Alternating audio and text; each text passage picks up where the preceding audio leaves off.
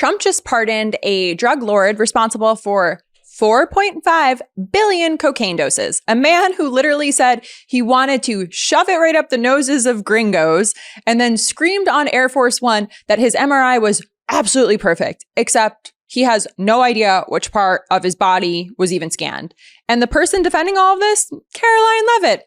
Imagine being Karoline Leavitt. Every day you wake up and you put on your finest Amazon blazer. You kiss your kid goodbye and prepare to go forth and gaslight America about why drug traffickers are only bad unless they're rich and connected, and why shooting survivors clinging to a boat is self-defense, and why we should all just relax because Trump's mystery organ scan came back perfectly normal. Does it at all undercut the administration's messaging while you have these congressional Republicans defending the strikes on the narco terrorists and then a pardon for a convicted drug trafficker? Does that make it more difficult for your members to defend your administration's policy? I don't think so, Jackie. I think that President Trump has been quite clear in his defense of the United States homeland to stop these illegal narcotics from coming to our borders, whether that's by land or by sea. And he's also made it quite clear that he wants to correct the wrongs of the weaponized Justice Department under the previous administration. And Ouija, I'll call on you because I think we're wearing matching blazers today. I can't even acknowledge the blazer comment, but what I will say is Karoline Leavitt is actually a big part of the reason why when new people discover my content, instead of saying, welcome to my channel, I need to say, sorry for the jump scare. Because stunts like this, let me paint you a picture of Trump's latest act of generosity. Juan Orlando Hernandez, former president of Honduras, convicted for conspiring to import over 400 tons of cocaine into the United States. That's 4.5 billion doses. Billion with a B, because sometimes the alphabet still matters. Prosecutors called him at the center of one of the largest and most violent drug trafficking conspiracies in the world.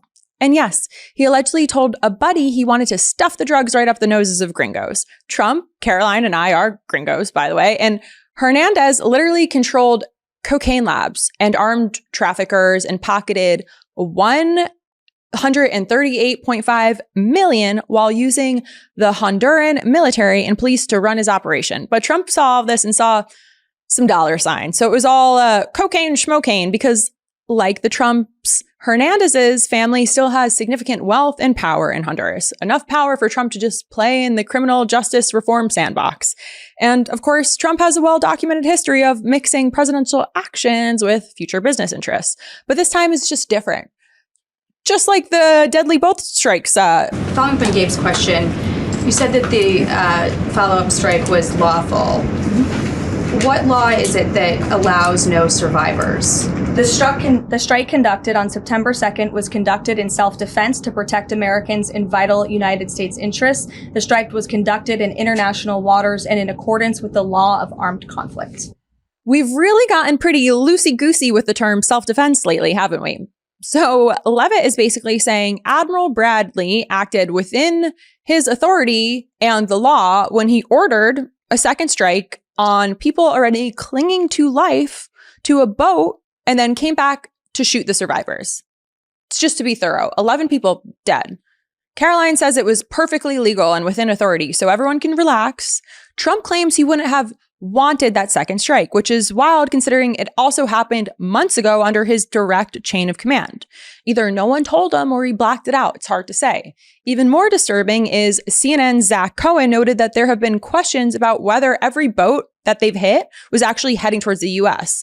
After the September strike, Rubio said that the vessel had likely been headed towards Trinidad and Tobago, which is its own country and a country that is not a part of the US. But honestly, who's to say? Because Trump's latest medical update proves that some mysteries are a little bit closer to home. Some are happening right upstairs, if you know what I mean. They asked about my MRI. Nope. MRIs are very... Governor Walz asked you to release the MRI records. Will you tell us what it was Governor for? Walz? You mean the incompetent Governor Walz? So if they want to release it, it's okay with me to release it. It's perfect. What were they It's like looking my for? phone call where I got impeached. It's absolutely perfect. So if you want to hear about it or if you want to release it, do you want to have it released? Yes, News Nation? Failing News Nation? Oh, so we're not failing. News Nation is doing lousy, by the way. But if you want to have it released, I'll release it. Yes, please. Can you tell us Absolutely. what they were looking at? For what, releasing? No. What part of your body was the MRI looking at? I have no idea. It was just an MRI. What part of the body? It wasn't the brain because I took a cognitive test and I aced it. I got a perfect mark, which you would be incapable of doing. Goodbye, everybody. You too. Thank you, Mr. President.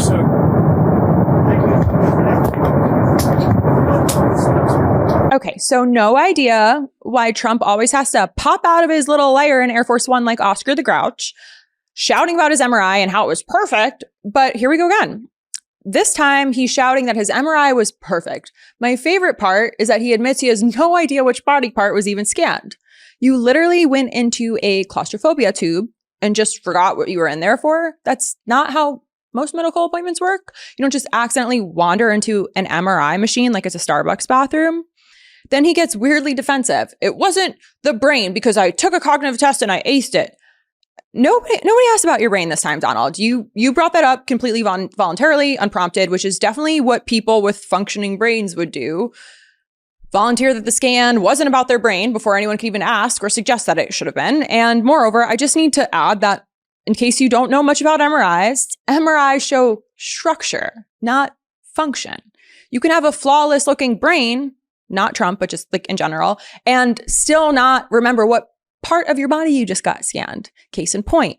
So when journalists ask a completely reasonable follow-up question, literally just like, hey, you were in this MRI, what body part did you get scanned?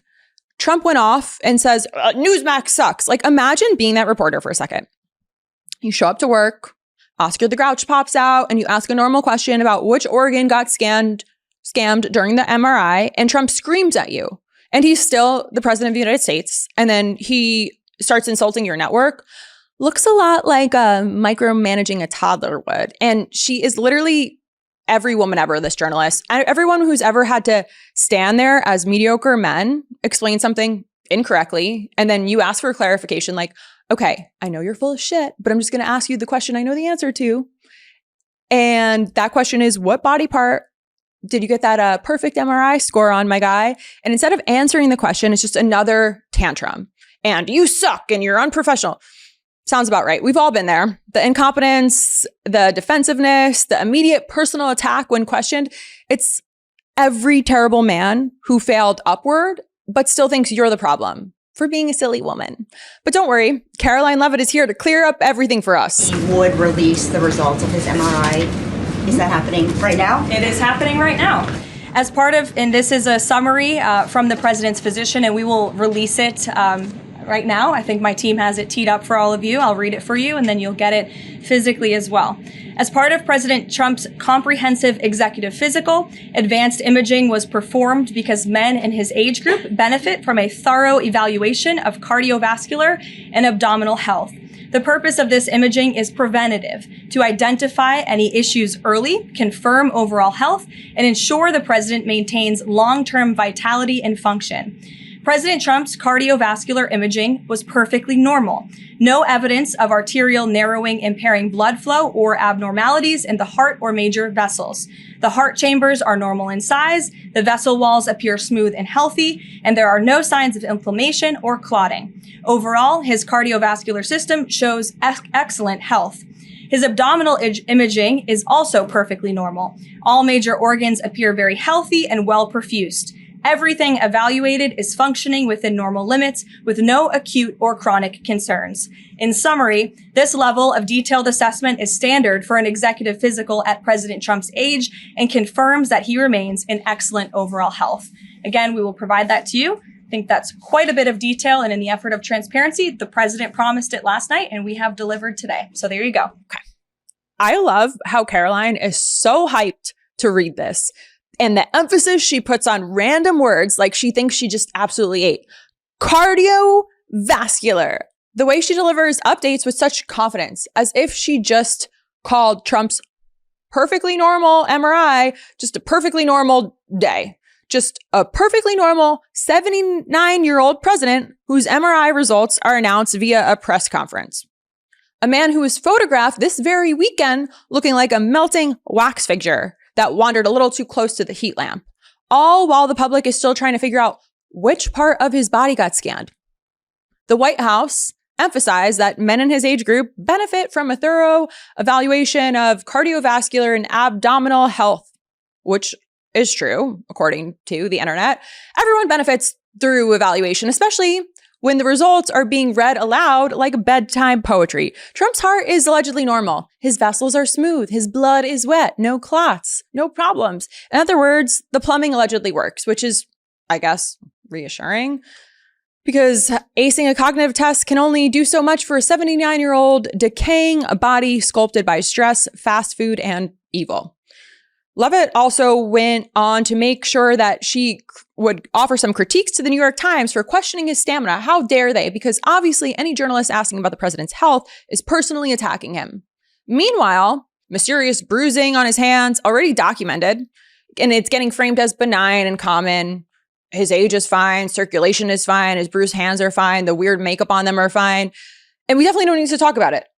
And we don't need to talk about why the president himself can't even remember which organ got scanned. So yes, the MRI is perfect, the organs are perfect, and the press is the problem. Everything is under control, except of course the part where the patient can't identify what part of his body was scanned. But hey, preventable and comprehensive, covers a lot of sins these days. So congratulations, America, a drug lord just got pardoned, more people getting murdered in self-defense, and Trump's MRI is perfect, even though he has no clue what part of his own body was scanned. And the world keeps turning. Karoline Leavitt keeps strutting in her Amazon look of the day. And if you want more of me ripping into this nonsense, hit subscribe, because trust me, you don't want to miss what comes next.